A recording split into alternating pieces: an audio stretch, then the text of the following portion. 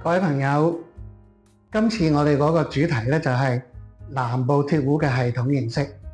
咁相信大家睇咗我哋幾個視頻，對於呢個日本南部鐵壺咧已經有一定嘅認識。咁為咗咧加強大家對於南部鐵壺嘅認識咧，咁我諗咗一個叫做南部鐵壺嘅系統。咁希望咧通過一個系統，大家能夠用邏輯嚟諗下，當你揸住一個鐵壺，佢係貴定係平咧咁樣。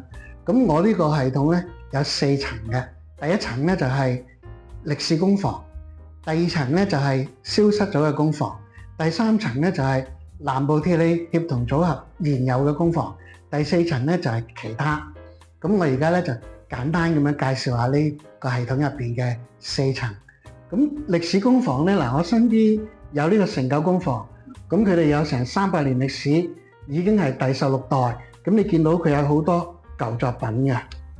咁咧，我哋呢度又有有板工房，佢有20幾代㗎，而且咧好多都係舊壺，好靚嘅。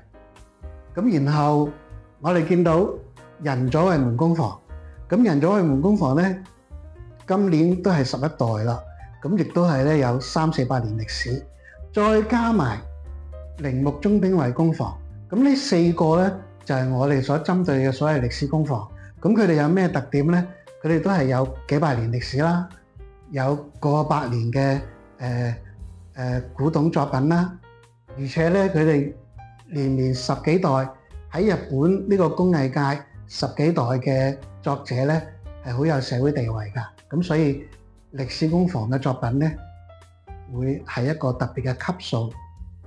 咁我哋呢個南部鐵壺嘅系統第2層咧就係消失的工房。我身邊咧呢個咧係壽仙工房，作者咧係沙子澤三郎，03年出世，7幾年過身。咁類似嘅工房咧有學齋啦、立德啦、江原社啦、天佑堂啦、南鐵堂啦，諸如此類。咁我哋已經係拍咗2集咧嚟介紹呢一啲消失嘅工房。咁呢啲所謂消失嘅工房，佢點消失嘅咧？你而家去盛岡揾佢哋唔到，咁但係佢哋咧好多都係曾經咧喺呢個南部最出色嘅工房嚟嘅。咁你睇佢嘅作品咧，好靚㗎咁樣。咁不過咧佢哋抵擋唔到嗰個時代嘅變遷啦。咁喺個戰後咧就冇咗啦。咁但係雖然佢係冇咗啫，但係佢哋始終都係構成呢個南部鐵壺一個好重要嘅一部分。咁而且咧，我哋而家成日都會撞到佢嘅作品，咧個價值咧都係唔可以低估嘅。咁南部鐵壺嘅第3層咧就係南部鐵器協同組合現有嘅工房。咁我一般咧都係會推薦4個工房：分山啦、虎定啦、虎山啦同埋藤枝工房。咁呢4個工房嘅特徵係點咧？你而家去盛岡，你都可以探到佢個工房。咁佢哋多數都係2代至到3代嘅工房，喺第2次世界大戰之後先至建立嘅。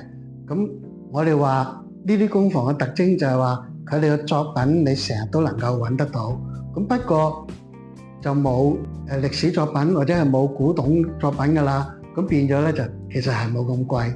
咁啊呢個就係南部鐵器協同組合我哋呢一個級別嘅作品嘅特徵。南部鐵器嘅系統咧，第4層咧就係其他。咁其他嘅內容咧就都複雜嘅。咁大家可能咧都會留意到咧，我介紹呢4層咧就由貴至平。咁呢個歷史工房梗係貴啦。咁而家其他咧可能會即係大家覺得佢平一少少喎咁樣。咁其他咧究竟有啲乜嘢嘅作品咧？咁首先嗱，大家要知道就係話南部有2個地方做鐵壺嘅喎，一個咧就係盛岡，一個咧叫水澤。咁我身邊呢啲咧就係水澤嘅作品啦。嗱，水澤嘅作者咧，其實佢哋做嘅嘢都幾靚，不過咧佢哋係入唔到南部鐵器協同組合㗎。嗱，我身邊呢個係及川鐵、及川寬治、佐藤秀次郎。咁佢哋嘅作品咧都幾靚，咁但係咧佢哋係入唔到南部鐵器協同組合㗎。咁而且咧水澤嘅工房其實數目係好多嘅。據我哋所知咧，規模亦都係比較大嘅，產量亦都係比較多嘅。咁會唔會有粗製濫造咧？我哋唔知㗎。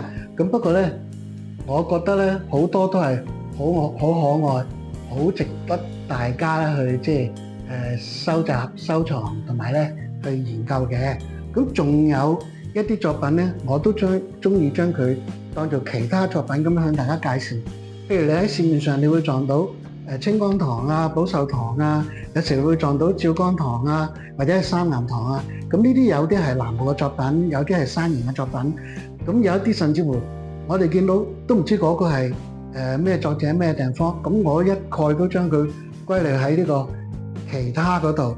咁變咗咧，大家如果時時諗起南部鐵器嘅一個4層嘅系統，咁面對一個作品嘅時候，就唔會無所適從啦。